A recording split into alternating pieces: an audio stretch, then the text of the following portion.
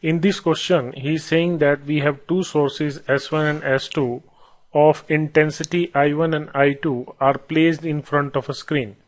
So here we have these two sources S1 and S2 and they are placed in front of the screen, and the corresponding intensity distribution pattern is shown here.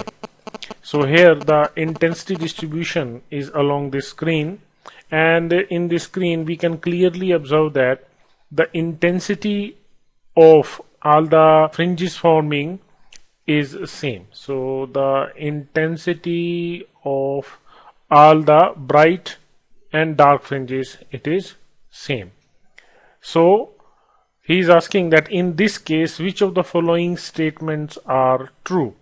So as per the definition of the interference, we know that whenever there is a arrangement of two coherent sources, if these S1 and S2 are two coherent monochromatic sources.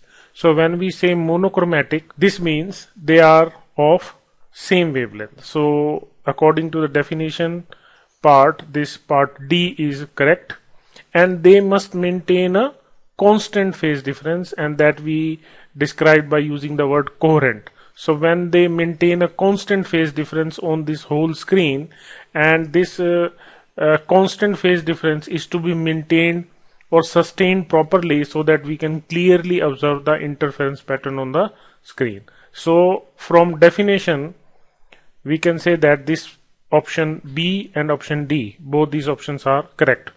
So if B is correct, then definitely C is wrong.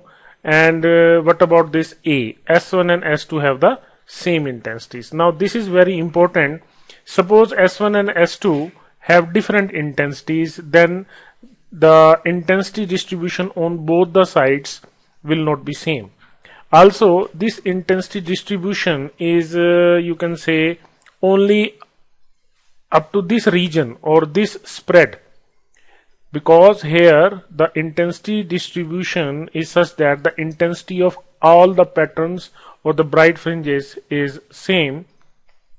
So he is basically talking about the region very near to the central maxima, very near to the central maxima. Now you can see that this is the actual interference pattern, and as you move away from the central maxima, so here the intensity is decreasing because the intensity due to this S1. Suppose this is the point.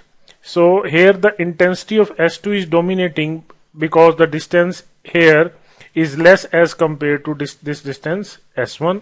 Similarly, here the effect of S1 is more than S2. Clear? So the intensity distribution will drop on both the sides as evident from the figure.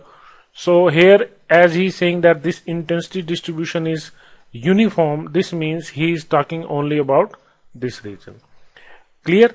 And this intensity distribution is uniform on both the sides of x0, means on the left side and right side. This means that these two sources must be of the same intensity.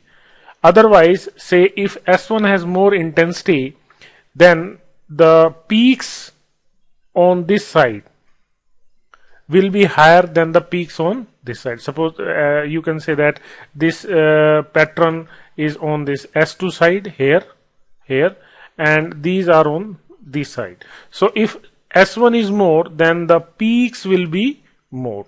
Means the intensity distribution with respect to X on both the sides will not be same. But here he is saying that this intensity distribution is same with respect to X on both the sides.